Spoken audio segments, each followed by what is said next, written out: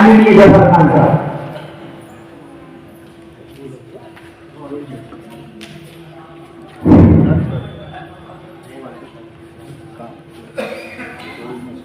अस्सलामुअलैकुम। जय गुरु निवासी बोल 85।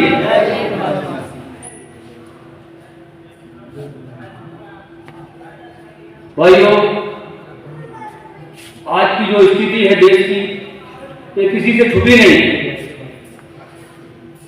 हर एक जानता है कि आज हमारी क्या पोजीशन है, चाहे हमारे मुस्लिम भाई हो वो चाहे हमारे दलित भाई हो। जब भी हक अधिकार की बात करते हैं तो इन पर जुल्म किया जाता है। हमारे सिख भाई अगर हक अधिकार की बात करते हैं तो ये खालिस्तानी कहलाते हैं। मुस्लिम भाई हक अधिकार की बात करता है तो ये आतंकवादी कहलाता है। बुजुर्ग दोस्तों, भाइयों, आज जितना जुल्म इस इंसानियत पर हो रहा है कि पहले इस देश पर मुगलों ने राज किया, इसके बाद अंग्रेजों ने राज किया, लेकिन उनके राज के अंदर ना मुगलों के राज के अंदर ऐसा हुआ और ना अंग्रेजों के राज के अंदर ऐसा हुआ जैसा आज हो रहा है। आज हमारा दलित भाई, बहुत सारे इलाके ऐसे हैं, बहुत सारी जगह ऐसी हैं आज भी कि हमारा दलित भाई अगर शादी करता है तो घोड़े पर नहीं बैठ सकता। ये सब जानते हैं। कितने केस और कितने ऐसे वाकया हो चुके हैं कि हमारा दलित भाई शादी भी अपनी मर्जी से नहीं कर सकता। तो मेरे भाइयों, इन सब की बुनियादी जो जड़ है, इन सबकी जो बुनियादी जो जड़ है वो ईवीएम मशीन है। बड़े बड़े बुद्धिजीवी हमने बात करी है, करते रहते हैं बात कि बड़े बड़े ओहदों पर हैं, बड़ी बड़ी कुर्सियों पर हैं, जब ईवीएम की बात करते हैं तो पता नहीं उनको ये बात समझ में क्यों नहीं आती कि साहब बोर्ड भी चोरी हो सकता है, बोर्ड भी चोरी हो सकता है। अरे जब मोबाइल से नेट चोरी हो सकता है तो बोर्ड चोरी नहीं हो सकता? बिल्कुल हो सकता है। बुजुर्ग दोस्तों, भाइयों, जब तक ईवीएम रहेगा ना हमें हक मिलेगा ना अधिकार मिलेगा, बल्कि हमें जुल्मों में साए में जीना पड़ेगा।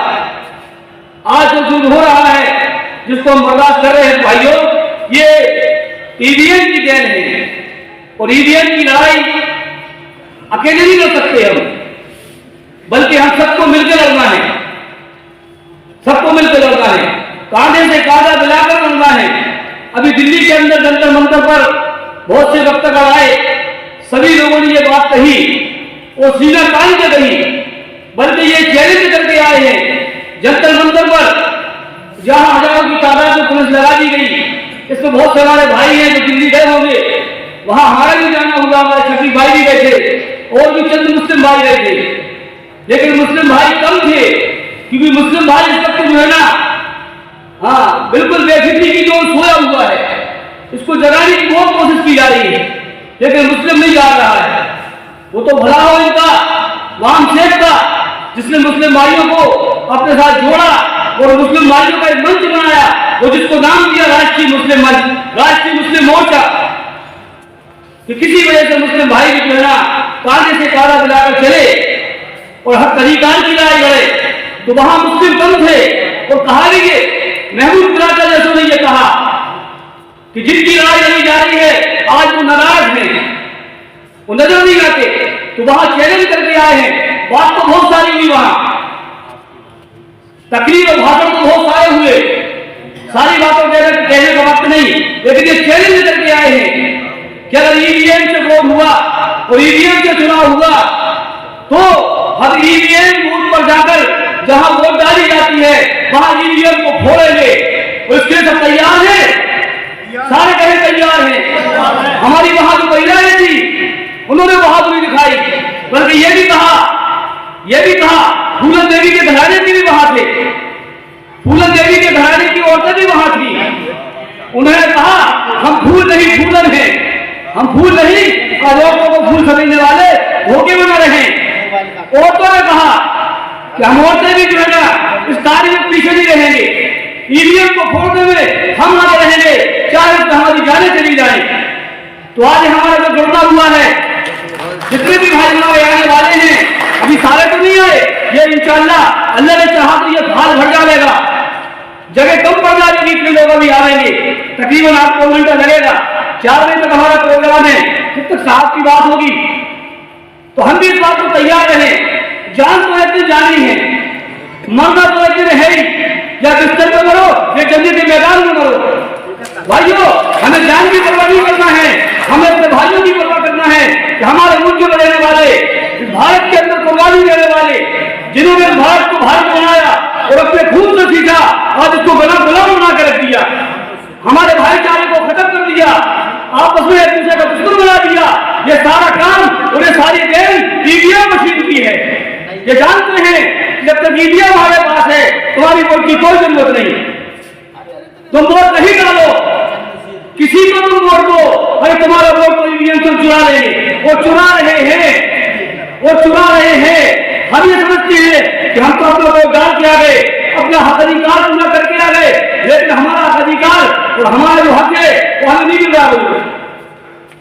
तो भाइयों, आज सारी मुसीबत की जड़, वो सारी इंसानियत जो आज तड़प रही है, इंसानियत जो प्यासी है, जो भाईचारा खत्म हुआ है, जो एक दूसरे के दुश्मन बन गए हैं आज। हाँ, पता नहीं आज इंसानियत को क्या हो गया, क्या हो गया इंसानियत को। ये सारा जहर हम देख रहे हैं, हम देख रहे हैं। अगर वो खून भी बहा दें, वो कत्लेआम भी कर दें, उनका कुछ नहीं होता। अगर मेरे भाई एक जुलूस निकला है और किसी मुसलमान बच्चे ने थूक दिया है या धोखे से थूका है, उसका मकान गिरा दिया जाता है, उसका मकान गिरा दिया जाता है। इसकी क्या वजह है? एक तो मुसलमान भी डरा हुआ है मुस्लिम, लेकिन बाम शेख ने जो है ना मुसलमान को सहारा दिया, एक मंच बनाया राष्ट्रीय मुस्लिम मोर्चा। और मुसलमानों को हम लोग इस सागर के अंदर 3 साल से जागरूक कर रहे हैं, लेकिन मुसलमान को समझ में नहीं आए। तो भाइयों, हमारी सारे भाइयों से जहां पधारे हुए हैं मंच पर या कुर्सियों पर, सबसे हमारी विनती है, दरखास्त है कि जब भी कभी मौका आए कि ईवीएम मशीन को फोड़ना है तो हमें पीछे नहीं हटना, कुछ नहीं करना।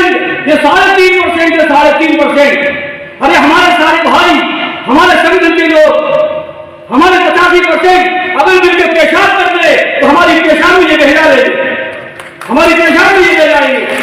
इनकी इतनी भी ताकत नहीं। लेकिन सच ये है कि हमें एक मंच पे आना होगा, वो मिलकर काम करना होगा, वो लीडर होकर बहादुरी के साथ। बुजुर्ग कोई काम नहीं कर सकते, बुजुर्ग सिर्फ अपनों की लाजत होते हैं, बुजुर्ग सिर्फ अपनों की लाजत होते हैं। तो हमें लाजत होना है, यह अपने हक निकाल की लड़ाई लड़ना है।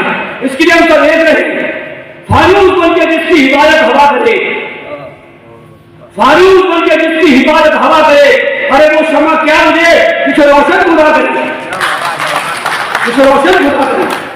तो सारे भाइयों से हमारी दरखास्त निवेदन है, जब भी कभी मौका आए हम सारे एक हो जाते। करेंगे भाई। थोड़ी सी बात हमने की है, जिस भाई को कोई बात अगर गलत लगी हो तो बात करना, इस बात को हम खत्म कर रहे हैं। अब दूसरे भाइयों को भी मौका देना है, इसलिए मेरे भाई हमें इस पर अमल करने की तौफीक अता फरमाए। बहुत बहुत धन्यवाद माननीय जफर खान साहब, जिला अध्यक्ष राष्ट्रीय मुस्लिम मोर्चा।